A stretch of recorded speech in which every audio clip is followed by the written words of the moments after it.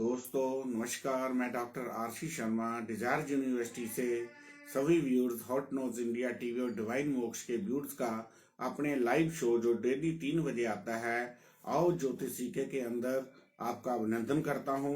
हम नए नए टॉपिक आपके सामने एस्ट्रोलॉजी के अंदर लेके आ रहे हैं जो सभी लाइक कर रहे हैं। ये हमारा एपिसोड जो है एडवांस एस्ट्रोलॉजी के सेगमेंट के अंदर हाई फाई जो हमारे चैप्टर हैं एस्ट्रोलॉजी के वो चल रहे हैं।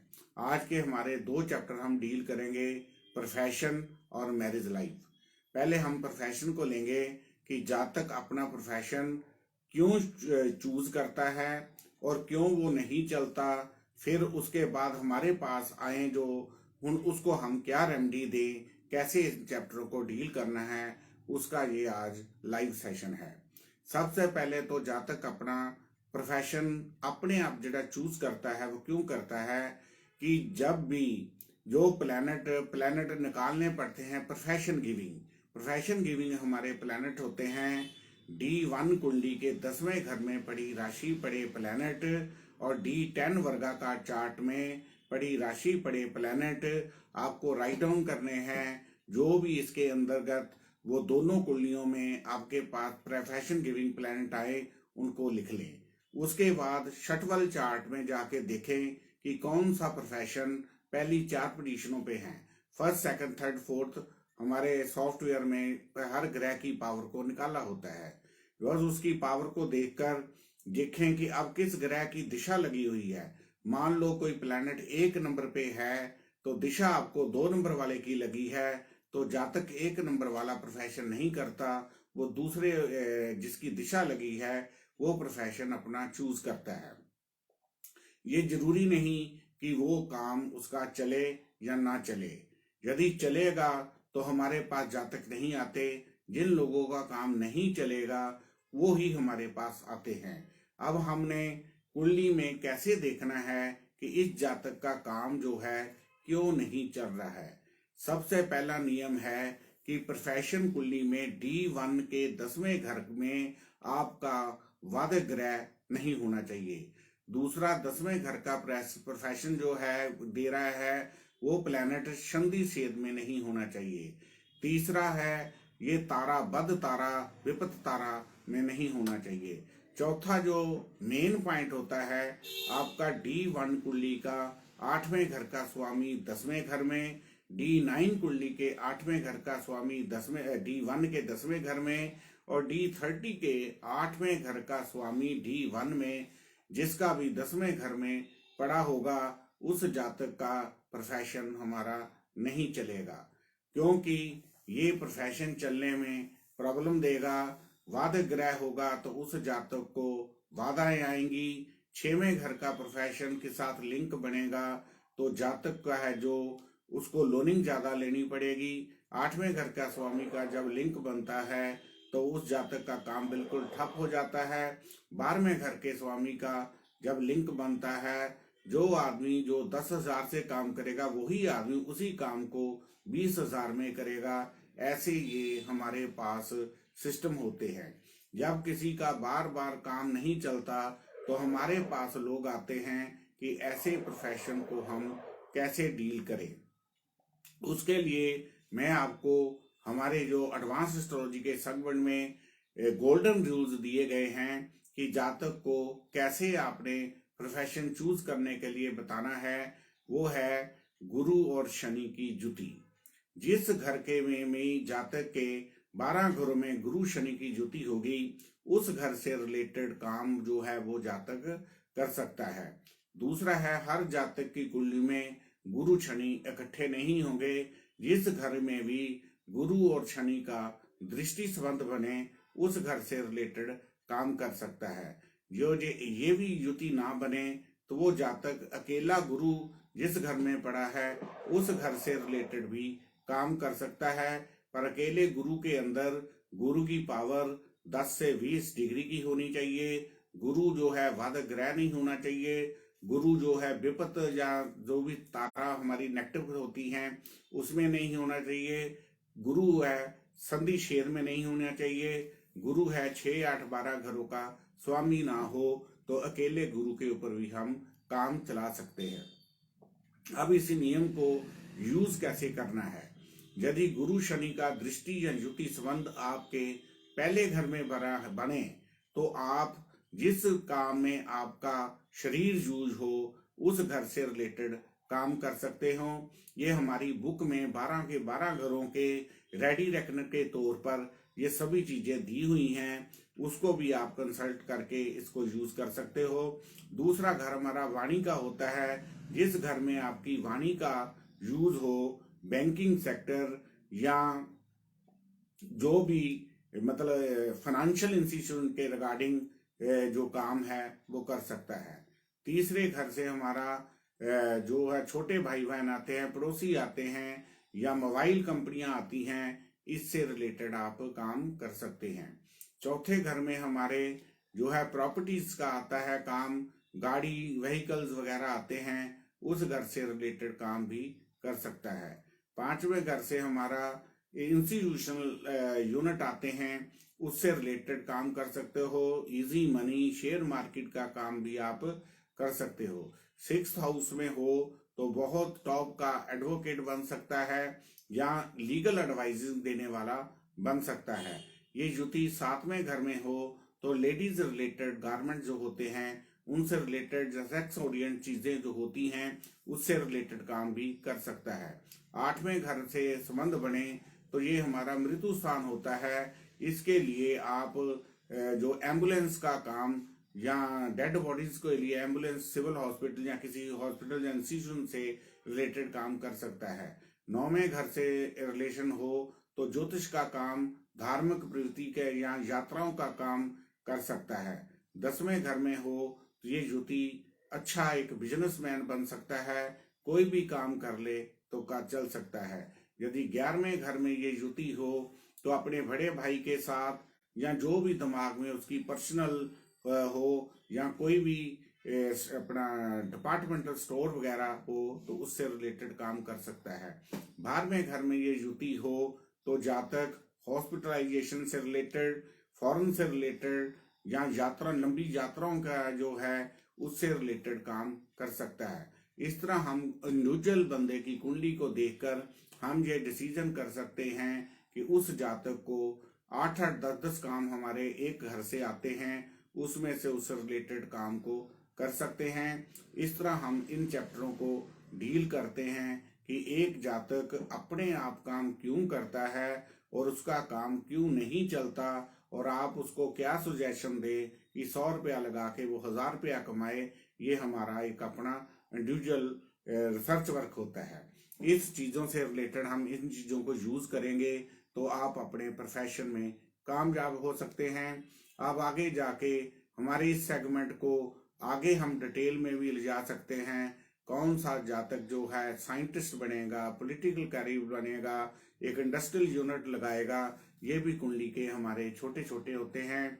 जिस जातक ने साइंटिस्ट बनना होता है उसका पहले तो 10वें घर का लिंक 5वें घर के साथ खोज वाले घर से होता है, 6वें घर का 5वें घर से लिंक होता है, और सूरज चंद्र लगन ऐसे जातक के एफिलिक्टेड होते हैं। और राहु का जो खोज का कारण होता है वो 5वें घर से या 10वें घर से लिंक बनाएगा। तो एक जातक को हम उसकी कुंडली देखकर ही बता सकते हैं कि एक ये सक्सेसफुल साइंटिस्ट बन सकता है। और उसके बाद प्रोफेशन के लिए जिसकी कुंडली में काल सर्पयोग होता है वो अपना प्रोफेशन में एज ए पॉलिटिशियन जा सकते हैं। या पॉलिटिशियन के लिए हमारा पहला, दूसरा, तीसरा, चौथा और 10वां घर एक्टिवेट होते हैं।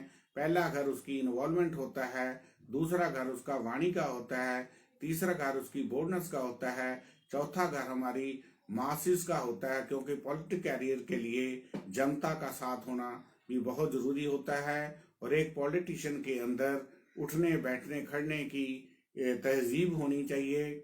और कई बार आगे से पब्लिक कोई रिएक्ट भी कर दे तो वो गुस्से में आकर गाली गलौच ना करता हो। इसी तरह ऐसी क्वालिटीज को हमें देखना पड़ता है।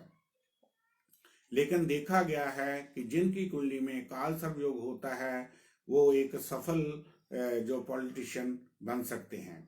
इसी तरह आगे जाके इसको इंडस्ट्रियल में हम कन्वर्ट करते हैं कि कौन सा जातक एक इंडस्ट्री लगा सकता है। एक इंडस्ट्री की कुंडली में जो है, पहले तो कुंडली में धन योग या बड़े बड़े योग होंगे, वो इंडस्ट्री लगा सकता है। पर उसके तीसरे घर में अग्नि तत्व प्लैनेट या मंगल की प्लेसमेंट होना बहुत जरूरी होता है, क्योंकि उसका स्टॉक होता है। मान लो कि एक जातक ने देसी घी की फैक्ट्री लगाई है, तो 2 लाख 5 लाख टीन उसके फैक्ट्री में होते हैं। 10 रुपए कम हो जाए तो कितना पैसा उसका कम हो जाएगा, 10 रुपए बढ़ जाए तो उसका कितना पैसा बढ़ता है।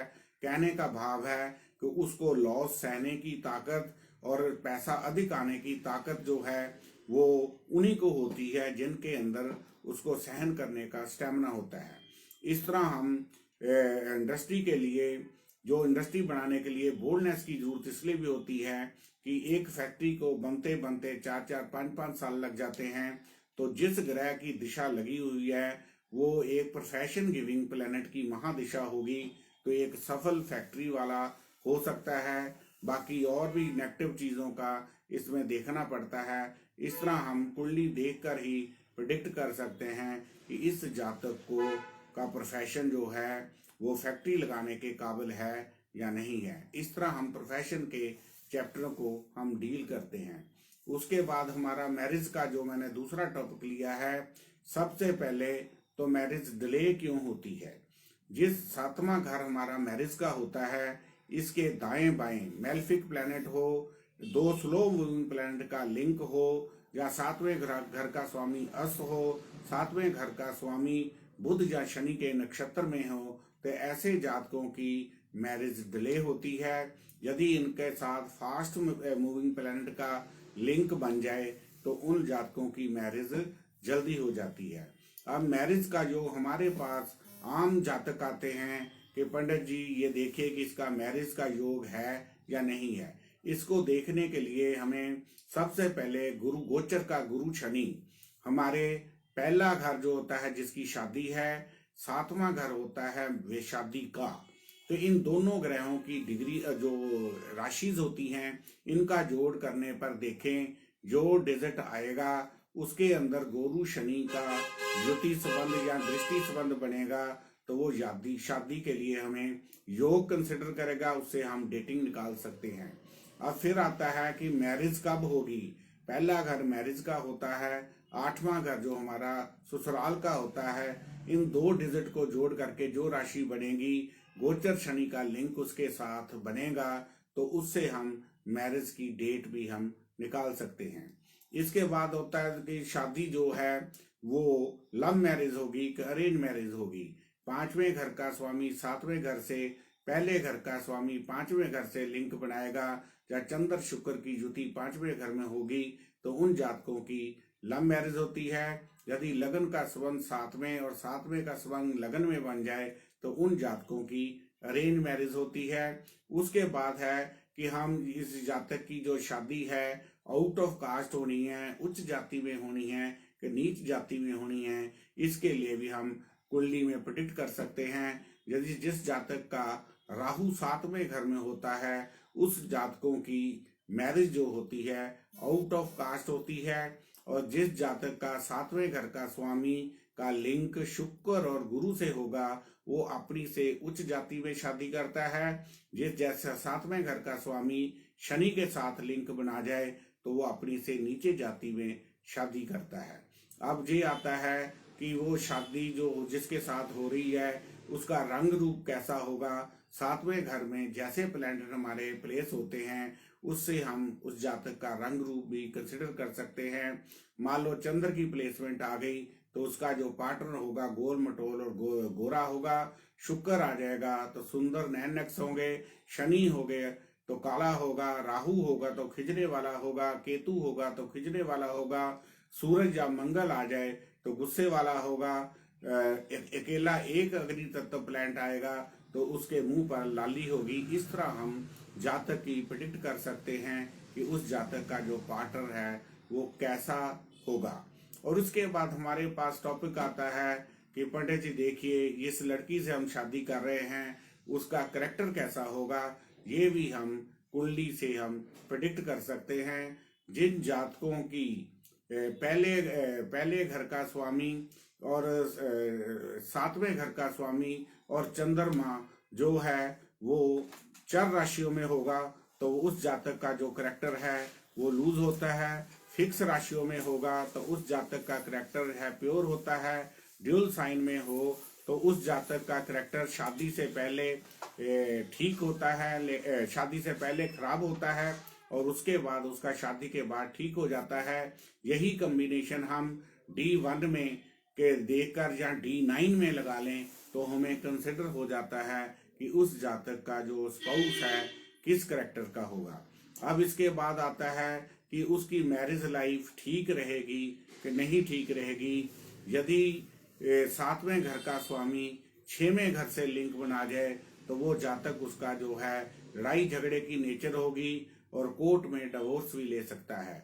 यदि सातवें घर का स्वामी आठवें घर से लिंक बना जाए तो वो सेपरेशन भी देता है या दोनों में सुलह संबंधी होते हुए भी एक का मुंह इधर रहेगा दूसरे का मुंह उधर रहेगा, इकट्ठे रहते हुए भी उनके रिलेशन जो है मेंटेन नहीं रहते या दोनों के से किसी एक के ग्रह की पावर ज्यादा हो जाए तो दोनों में से एक की डेथ भी हो सकती है। यदि हमारी D9 कुंडली में पहले घर का स्वामी सातवें घर में, सातवें घर का स्वामी आठवें घर में और आठवें घर का स्वामी पहले घर में चल जाए, इसको हम एस्ट्रोलॉजी की भाषा में 8th हाउस की ब्रह्मा विष्णु महेश बन जाते हैं। इससे जातक का जो है जिसे हम कुंडली में विधवा योग कहते हैं वो क्रिएट होने से दोनों से एक में से जीवन रहता नहीं है। अब सातवें घर का स्वामी 12वें घर से लिंक बना जाए या 12वें घर का स्वामी सातवें घर से लिंक बना जाए तो भी दोनों में से एक जातक जो है विदेश में चला जाता है या वो अपनी मैरिज लाइफ को निभाने के काबिल नहीं होता, क्योंकि 12वां घर हमारा हॉस्पिटलाइजेशन का होने के कारण उसके स्पाउस की जो हेल्थ की वजह से वो मैरिज लाइफ का सुख नहीं देने वाला होगा। इस तरह हम एस्ट्रोलॉजी में बड़े आराम से देख सकते हैं कि उस जातक की मैरिज लाइफ कैसी होगी। आम तौर पर जो मैरिज लाइफ में प्रॉब्लम्स आती हैं वो 50% जो मैरिज में प्रॉब्लम सेक्सुअल एक्टिविटीज के कारण आती हैं या मंगलिक और नॉन मंगलिक का मैरिज हो जाए तो भी वो योग जो है। इसलिए जिन जातकों की तो मैरिज हो चुकी है उनको क्या देखना चाहिए कि हमने छठ बल में जो बिंदु हमारे दिए गए होते हैं लगन के बिंदु, और उन पहली मैरिज पहले घर से सातवें घर से होती है, दूसरी मैरिज सेकंड से, तीसरी मैरिज तीसरे ओर से होती है। इस तरह उन बिंदुओं को आप पैरेलल करके जिनकी मैरिज हो चुकी है वो अपनी मैरिज एनिवर्सरी पर उतनी बार जयमाला ही डाल लें तो उनकी मैरिज ठीक हो सकती है। जिन लोगों की मैरिज नहीं हुई उन जातकों को अपनी मैरिज जो मैचिंग जरूर करनी चाहिए। मंगलिक जो जातक है, जो नॉन मंगलिक है, मंगलिक जातक का यदि आप कुंभ विवाह कर दें तो उस जातक का एक घड़ा जल प्रवाह करने से एक शादी जो टूट जाती है जिससे सेकंड मैरिज जो है वो सक्सेसफुल बन जाती है। दूसरा है कि हम मैरिज के वक्त सातवें घर के जो स्टोन्स होते हैं उनको आप लामा के वक्त 2 स्टोन्स रख लो। शादी फर्स्ट नाइट से पहले एक को जल प्रवाह कर लो और दूसरे को अपने पार्टनर के हाथों घर की तिजोरी में रख लो, तो इससे आपको मैरिज में प्रॉब्लम नहीं आती। ये हमारी सक्सेसफुल मैरिज के लिए हमारे पास चार्ट होते हैं। पहले तो हमारे पास ओल्ड पत्ती होती है जिसे हम गुणा लेवल कहते हैं। 36 में से 18 गुण मिले तो शादी जो है आम एस्ट्रोलॉजर है इसको रिकमेंड कर देते हैं, पर हमारे पास ऐसी कुंडलियां हैं 36 में से 34 गुण भी मिले हैं तो उन लोगों की मैरिज में प्रॉब्लम आती है। इसके लिए एडवांस एस्ट्रोलॉजी में हमारे पास एक सेगमेंट है कुंडली मैचिंग का। लगन और लगन का स्वामी, राशि और राशि का स्वामी, मैरिज और मैरिज लॉर्ड, सातवें घर का स्वामी, मैरिज कार का गुरु, लव कार का शुक्र, मंगलिक और नॉन मंगलिक और बैलेंस दिशा, ये 10 पॉइंट होते हैं। 10 में से जिस जातक के 5 पॉइंट भी मिल जाएं तो उसे हम सक्सेसफुल मैरिज में कन्वर्ट कर देते हैं। इस तरह हम देखकर कई बार लव अफेयर मैरिज में यदि पॉइंट कम हो तो 2 पॉइंट आपको आप बढ़ा सकते हो। एक मंगल दोष का और एक मैरिज के स्टोन रखकर उन जातकों की हम सक्सेसफुल मैरिज में कन्वर्ट कर सकते हैं। ये आज के टॉपिक में मेरे 2 टॉपिक थे, प्रोफेशन और मैरिज लाइफ। मुझे उम्मीद है कि आपको इसका बेनिफिट मिलेगा। यदि इसके रिगार्डिंग कोई भी आपके पास इंक्वायरी हो तो हमारे channel hot news India TV और डिवाइन मोक्ष को कांटेक्ट कर सकते हैं या मेरे से कांटेक्ट कर सकते हैं। हर एपिसोड में मैं अपना डेली नंबर दे रहा हूँ। Doctor RC Sharma, Desire University से 9780050013 9888222326। धन्यवाद। Doctor RC Sharma, Desire University, Jalandhar.